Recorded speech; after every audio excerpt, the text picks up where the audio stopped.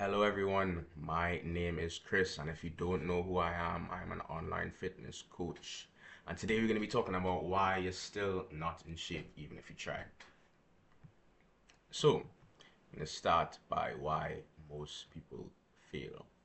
Unrealistic expectations.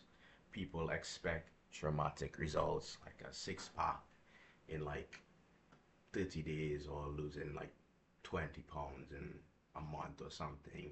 And this is just simply not realistic. I mean, it's need to have our expectation realistic. Now, I would say at the start, as we all know with beginner gains and stuff like that, you will progress fast, but you know, that's the first reason. Normal progress looks slow. Motivation will crash and people will quit.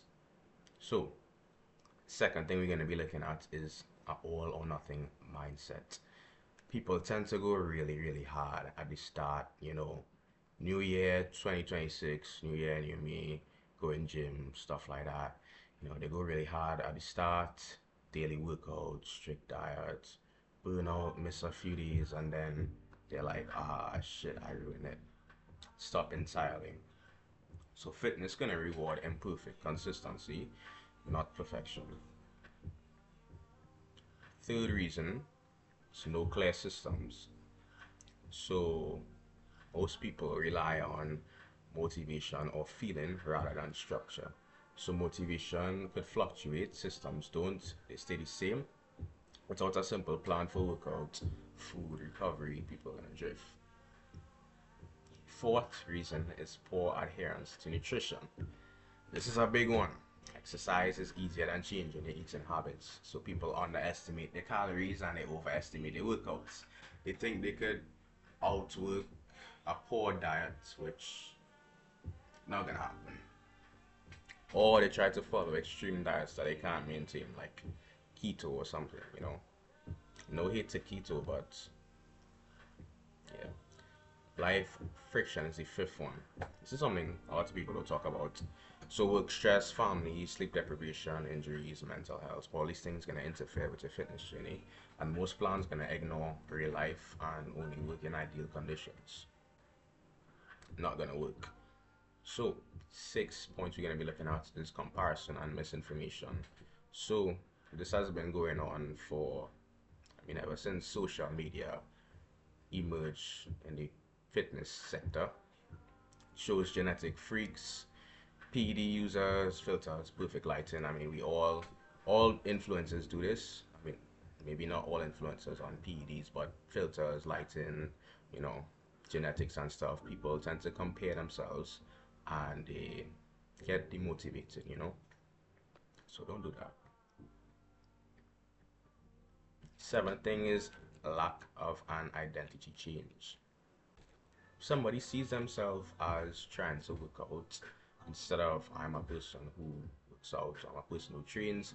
Fitness not gonna stick. It's gonna seem like something foreign to you rather than something you already identify with. The 8 points is choosing novelty over mastery. So constantly switching your programs, constantly switching your workouts, constantly switching your diets, just switching it up, like just find something and stick to it for a long time and we'll see results. Truth is, fitness is simple, but not easy. You need to train modestly, you need to eat reasonably, you need to sleep adequately, and you need to just repeat this every single day until it just becomes like the same day over and over again. And then, in some months, in some years, you'll see some progress, you'll see some more. Most people quit because they try to make fitness exciting, quick, perfect, instead of boring, sustainable, and forgiving.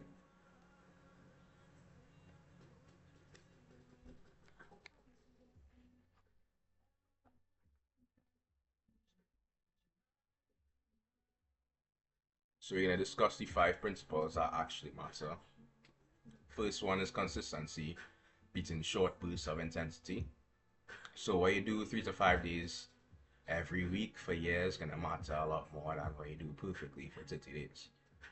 So missed workout doesn't matter, quitting does. Showing up even when it's mediocre, just show up, bro. So, progressive overload in any form. Your body gonna adapt to progression and increase stimulus, such as more weights, more reps, more intensity, maybe more volume, a little more better technique, shorter rest, stuff like that. Even diet. You need to progressively overload your diet. Increase your calories over a period of time if you're trying to build muscle, or decrease if you're trying to lose fat. So, third point is energy balance controls fat loss. So your workout can't override your calories. If you want to lose fat, you need to be in a sustained calorie deficit. And if you want to gain muscle, you need to have adequate calories, adequate protein. You don't need extremes, just control your weekly averages. Fourth point, excuse, recovery is training. So sleep, stress management, and rest days are not optional. Under-recovered bodies will get injured. Will get injured. Simplicity enables adherence. This is a big one actually. The best program is one that you'll follow. So basic, simple lifts, uh, repetitive meals, flexible rules, clear structure. I just go to the gym and just do the same thing. You eat the same thing. You wake up, you do the same thing over and over and over and over again until it's boring, but you will see results. Somebody nails these five, they will get stronger, they'll get leaner, they'll get healthier, they'll stay fit long term.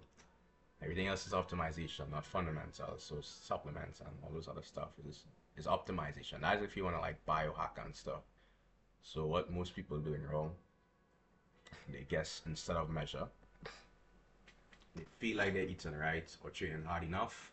They don't track their lifts, they don't track their weight, they don't track their training. And these may seem extreme, but it is what is required if you're trying to, have some progress. Guessing feels easier. It definitely is easier, but your progress gonna be slower. You're not gonna be able to track. You're literally not gonna be able to tell if you're improving or not. You're just gonna kind of like feel it out, or I think my arms looking a little bigger. I think I feel a little stronger. I think I gain, and you just think. You don't. You need to know. So they major and minors. This is a big one.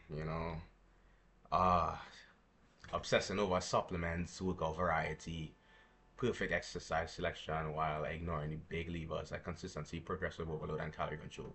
The amount of people that would ask what supplements you take, what protein you take, do you take creatine, what's your workout routine, like these things are minuscule compared to being consistent, progressively overload, resting and recovering properly, and controlling your calories.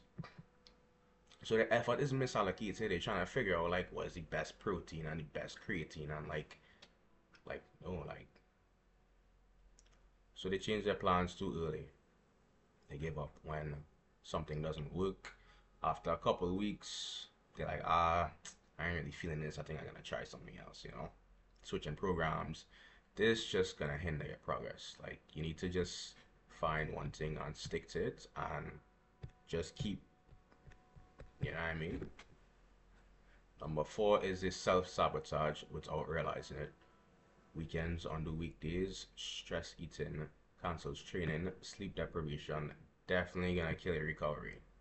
You could get away with stress eating, you could get away with weekends, but sleep deprivation gonna kill your recovery for sure. So they're not feeling they're leaking progress. They rely on motivation. Motivation is emotional and temporary. Fitness requires rules, routines, and constraints. It's not about motivation. It's about having a system and executing. It's actually really as simple as that. When motivation dips, progress stops. So, why does coaching speed results up 10 times? Maybe not 10, but probably around 5. So it removes decision fatigue. You don't wake up wondering where you had to eat, where you had to train, when you had to train, whether you're doing enough. Your coach already has all those stuff planned out for you. fewer decisions will lead to more consistency.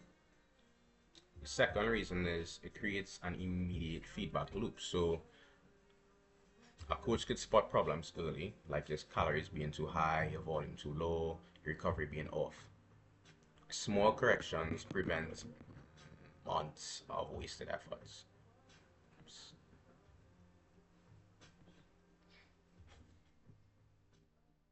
The reason is it provides external accountability. This one is, I would say, one of the most important ones because I think most people know what to do. You know, it's really not hard to go on chat GPT, a workout program, and a diet plan. You know, that's not the difficult part. Is executing and staying accountable and staying on what you said you was gonna do or what you trying to align with. Prevents emotional decision making. This one is self-explanatory. Fifth reason is it compresses the learning time. So what's gonna take you years to learn by yourself or figure out by yourself, especially about this specific industry, like how your body responds, what actually gonna work for you, how to adjust without overreacting. A coach could shortcut that in months. The real reason coaching works is not knowledge, it's execution. Most people, like I said, they already know what to do. You just feel like doing it correctly for long enough. A coach gonna keep you boring, keep you patient, and keep you consistent, and this is why your progress gonna accelerate. So, this video hit a little close to home. That means you've probably been paying attention.